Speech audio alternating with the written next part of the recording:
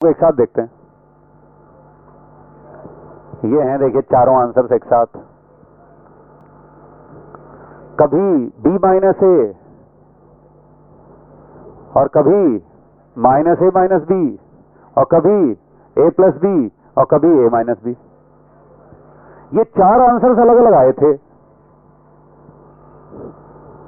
इसके लिए integral a to b mod x upon x dx के लिए।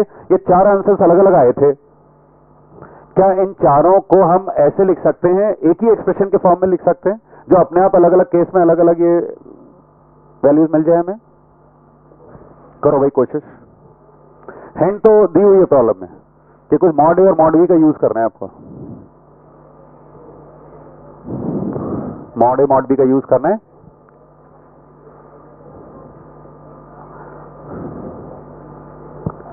ये हिंट दूं आपको कि कहां से थिंकिंग शुरू करनी चाहिए? केस वन से थिंकिंग शुरू करनी चाहिए। जो सिंपलेस्ट है उसके लिए थिंकिंग शुरू करनी चाहिए। उसको केस वन को देखो, केस वन का आंसर देखो और उसको मॉड के टर्म्स में लिखने की कोशिश करो। केस वन के आंसर को मॉड के टर्म्स में कैसे लिख सकते हो? हाँ तो बताओ भाई। मॉड ए, मॉड बी माइनस मॉड ए। इन्होंने सिर्फ केस वन को देखा, सिर्फ केस वन को देखा और कहा कि बी और ए चूंकि केस वन में पॉजिटिव हैं और मुझे मॉड का तो यूज करना ही करना है, ये हिंट तो मुझे आरएचएस से मिल रही है, तो इन्होंने बी माइनस ए को लिख दिया मॉड बी माइनस मॉड ए। लेकिन भाई अब हमें चेक करना है कि इनका ये आंसर क्या बाकी केसेस में भी सही है। चलिए केस टू पर आते हैं। केस टू में ए ग्रेटर देन जीरो है, ए ग्रेटर देन जीरो है तो मॉड ए के बराबर हो जाएगा और बी लेस देन जीरो है तो मॉड बी माइनस बी के बराबर हो जाएगा। तो ये एक्सप्रेशन हो जाएगा माइनस बी माइनस ए। जबकि केस टू का आंसर क्या आया था? अरे यही आया था माइनस बी माइनस ए। बिल्कुल सही भाई, केस टू में भी ये सही बैठ गया। लेकिन चलिए केस टू में तो किस्मत लग रहा है साथ दे गई। केस थ्री देखते हैं। ए लेस देन जीरो मॉड ए माइनस ए हो जाएगा और मॉड बी की जगह बी हो जाएगा। क्या इसमें भी सही आ गया क्या? अरे इसमें बिल्कुल सही। अच्छा इधर देखिए, देख लो भाई। A less than zero B less than zero तो मॉड बी की जगह माइनस बी, मॉड ए की जगह माइनस ए। क्या यही आ जाएगा क्या? यस। अरे भाई ये जो एक्सप्रेशन है वो हर केस में बिल्कुल सही आंसर के बराबर है। तो मैं कह सकता हूं कि integral A to B mod x upon x d x is equal mod B minus mod A. अब बताइए के और एल की वैल्यू कितनी होंगी? नहीं, के वन होगा और एल माइनस वन होगा तो के प्लस एल क्या हो जाएगा? जीरो। के प्लस एल जीरो हो जाएगा। कुछ लोगों को तो ये डिस्कशन इतना इंटरेस्टिंग लगा कि ये जो एक्सप्रेशन है वो मनी मन याद किए ले रहे हैं। इस एक्सप्रेशन को लोग इतना ध्यान से देख रहे हैं कि मनी मन सोच रहे हैं कि भाई आज के बाद दोबारा इतनी मेहनत कभी नहीं करेंगे, क्योंकि ये मेहनत बार बार करने से तो अच्छा है कि mod x upon x integral A to b d x को याद कर लिया जाए, mod B minus mod a. याद रहेगा या नहीं? थोड़ा इंटरेस्ट के साथ देखिएगा इसे। ठीक है, ये यूनिट 2 के बाकी क्वेश्चंस आप अपने आप कर लोगे।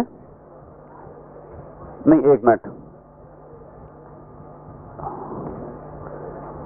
ये अभी मैंने हेडिंग लिखवाई थी ना आपको यूनिट 2 के सवालों में कि टाइप 1 में क्या लिखा था? Integrating discontinuous and non differentiable functions. तो लगातार जो मैं फंक्शंस दे रहा था वो डिसकंटिन्यूअस और नॉन डिफरेंशियबल थे। अब टाइप 2 लिख लीजिएगा। टाइप 2 लिखिए।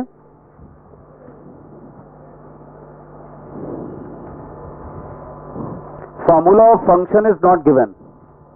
Formula of function is not given. कई सवाल ऐसे आते हैं जिसमें कई बार फंक्शन का फॉर्मूला नहीं दिया होता है। तब देखिए हम लोग कैसे मैनेज करते हैं इंटरवल ब्रेकिंग प्रॉपर्टी को यूज करके। हाँ भाई, एग्जाम्पल 1 लिखिएगा। एग्जाम्पल 1,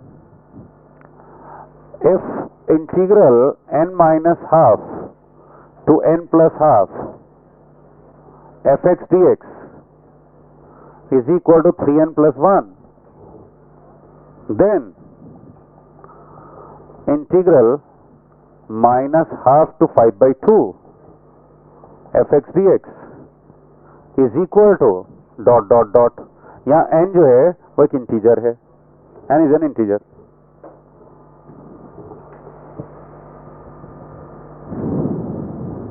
अब इसमें देखिए fx का फॉर्मूला नहीं दिया है। फॉर्मूला दिया होता ना, अभी हम फॉर्मूला यहां रख देते, उसको इंटीग्रेट कर देते और फटाफट वैल्यू रख देते। तुरंत हो जाता है ये सवाल, लेकिन फॉर्मूला नहीं दिया है। ये कुछ अजीब सी चीज दी हुई है इसके बारे में, इसकी मदद से हमें ये निकालना है। अब देखिए n कोई भी इंटीजर है, सपोज करिए n की वैल्यू मैंने 0 ले ली, n की वैल्यू अगर मैं 0 लूंगा तो ये देखिए ये क्या हो जाएगा, माइनस हाफ से हाफ, माइनस हाफ से प्लस हाफ। तो माइनस हाफ से प्लस हाफ अगर इसका इंटीग्रल मुझे मालूम है तो क्या मैं इसका यूज कर पाऊंगा इसके वैल्यूएशन में? हाँ बिल्कुल यूज कर पाऊंगा। अरे भाई इस इंटरवल ऑफ इंटीग्रेशन को मैं ब्रेक कर दूंगा, माइनस हाफ से हाफ वाला जो टुकड़ा है वो एटलीस्ट मैं यहां पर n = 0 रख के इवेल्युएट कर पाऊंगा। लेकिन माइनस हाफ से हाफ ही तो इवेल्युएट होगा, अगला टुकड़ा होगा हाफ से 3/2। हाफ से 3/2 कैसे इवेल्युएट करोगे? इसमें n = 1 रख के। लेकिन इससे क्या होगा, अभी एक और टुकड़ा बचा है 3/2 से 5/2, तो इसको कैसे इवेल्युएट करेंगे? n = 2 रख के। बिल्कुल ठीक, पूरा प्लान बन गया ना, ठीक है ना। चलो इस प्लान को एग्जीक्यूट करते हैं। ये जो इंटीग्रल है जिसका नाम मैंने i रख दिया, i को मैं लिख सकता हूं माइनस हाफ से हाफ प्लस हाफ से 3/2 प्लस 3/2 से 5/2। ये मेरी आदत पड़ गई ना कि पहले मैं इंटीग्रल के निशान लिख लेता हूं, इंटरवल्स लिख लेता हूं, अंदर वाले फंक्शंस या फॉर्मूले तब लिखता हूं जब आगे की कुछ एनालिसिस करता हूं। पहले मैं इंटरवल्स ब्रेक करके लिख लेता हूं, जब जरूरत पड़ेगी तब मैं अंदर वाली चीजें लिखूंगा। अच्छा बताइए, माइनस हाफ से हाफ, ये जो इंटीग्रल की वैल्यू है जिसमें f(x) dx आगे है, उसकी वैल्यू क्या होगी यहां से बताओ? अरे भाई n = 0 रख दो, n = 0 इधर भी रखो इधर भी रखो, तो ये कितना हो जाएगा? 1। अच्छा ये कैसे निकलेगा? n = 1 रख के, n = 1 रखो भाई इसमें, 4 प्लस इसके लिए n = 2 रख रहे हो आप लोग, 7। आंसर क्या आ गया भाई? 12। अरे अंदर तो कुछ लिखना ही नहीं पड़ा। अंदर क्या लिखता भाई? f(x) dx लिखना था। क्या बताइए, बार बार f(x) dx लिख के मुझे अपनी ताकत खराब करनी चाहिए थी? नहीं। अरे भाई एग्जाम में मेरा एक एक सेकंड इंपॉर्टेंट होगा, क्यों फालतू में f(x) dx f(x) dx f(x) dx लिखूं? अच्छा ये सब क्या क्लास 12 के एग्जाम में भी याद रखोगे क्या? नहीं, बोर्ड में ये सब नहीं याद रखना भाई। बोर्ड में अगर ये सवाल आए तो बड़े कायदे से f(x) dx f(x) dx f(x) dx तीनों बार लिखना, वरना वो टीचर माइंड कर सकते हैं और गुस्से में आ सकते हैं फिर। एक और एग्जांपल देखो इसी टाइप का, लिखे if integral -3 to 12 3 + 4f(x) into dx = 5 and integral 6 to 12 4 + 3f(x) dx = 6, integral then integral -3 to 6 5 + 4f(x) dx = question mark।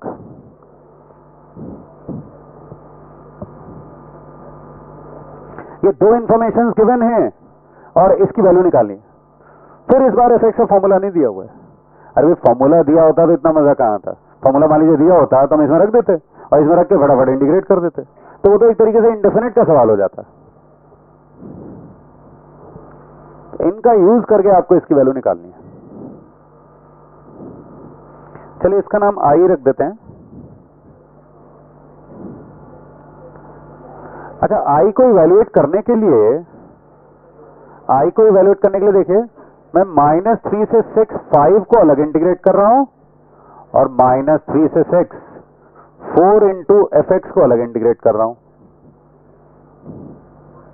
ये इंटीग्रल कितना आ जाएगा बताओ भाई? इस इंटीग्रल की वैल्यू कितनी होगी?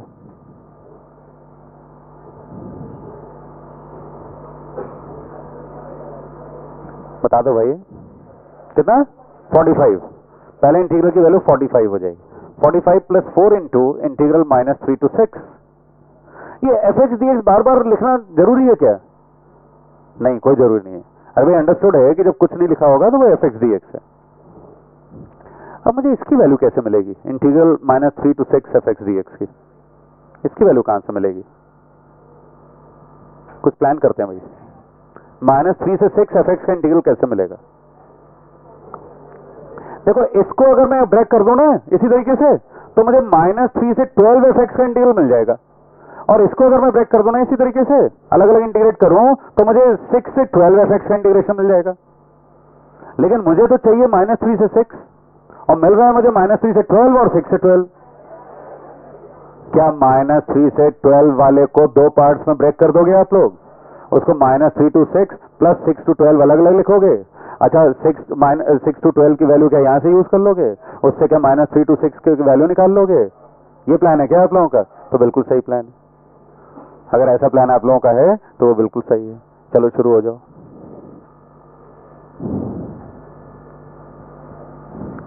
फिर डेफिनेट इंटीग्रेशन बहुत बेसिक से डिस्कस किया जा रहा है।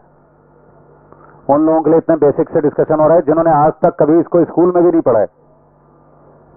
वैसे कितने लोगों ने स्कूल में पढ़ा हुआ है इसको? स्कूल में कितने लोगों के डेफिनेट इंटीग्रेशन कंप्लीट हो गया है? बाकी लोगों के स्कूल में भी डेफिनेट इंटीग्रेशन शुरू नहीं हुआ? चलिए मैं इन सब टेंशन में नहीं पड़ रहा हूं। मैं यही सब बताना चाह रहा था कि किसी के स्कूल में हुआ है, किसी के स्कूल में नहीं हुआ है, मैं कोई अंतर नहीं कर रहा हूं। मैं बिल्कुल बेसिक से सारी बातें आपको बता रहा हूं।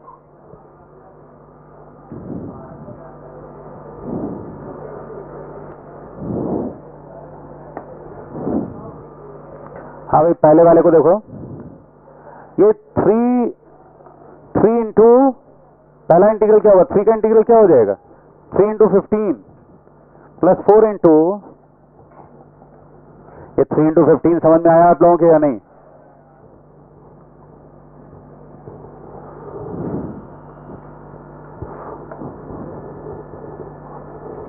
बताओ इसकी वैल्यू क्या आ रही है? वैल्यू आपको बतानी है। कितना?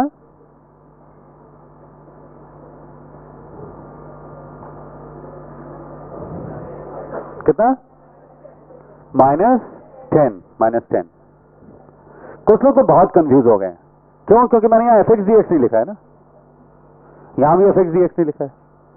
तो कुछ लोग मेरी इस हरकत की वजह से बहुत कंफ्यूज हो गए। वो लोग हाथ खड़ा कर सकते हैं? चलिए आगे बढ़ें। अगले से क्या मिल रहा है देखिए। 4 into 12 - 6 plus 3 into integral 6 to 12 is equal to 6। इससे इंटीग्रल 6 to 12 क्या मिल रहा है? बताओ भाई जल्दी से।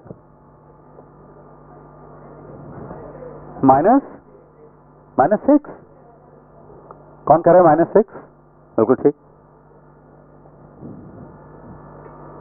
अब देखिए ये वाला जो इंटीग्रल है इसको मैं दो पार्ट्स में ब्रेक करूंगा। -3 से 6 प्लस 6 से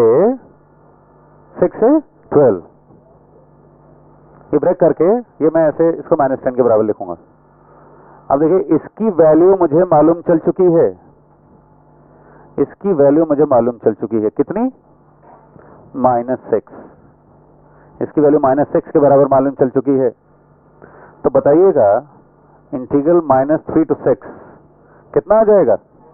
-10 प्लस 6 यानी कि -4। क्या इसी वैल्यू का आपको इंतजार था? यस, इसी वैल्यू का इंतजार था। देखिए यहां तक तो पहुंच ही गए थे ना आप लोग। -3 से 6 इंटीग्रल का इंतजार था। 45 प्लस 4 इंटू -3 से 6 क्या होगा? -4। फाइनल आंसर बता दीजिएगा भाई कितना? 29। नेक्स्ट पेज पे हेडिंग लिखिएगा property 3, property number 3। Property number 3 का नाम लिखिए टर्निंग प्रॉपर्टी।